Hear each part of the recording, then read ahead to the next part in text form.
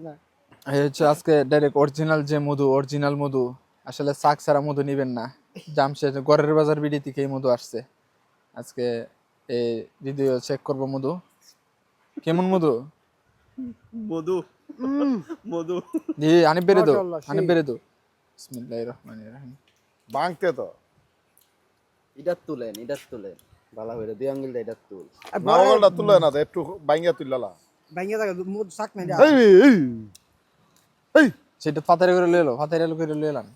আমার এটা? বাসুদা মানুষ লয়ে আসছে। এটা লবে আরে বেটার দোকান থেকে একটা পলিথিন লই লিছো ওদের ওদের ভাঙিয়া লাই ওই অর্ধেকটা ভাঙ। ওদের বাংলার কামনা দিলে আতাতে লই লাও না পুরোটা লই লাও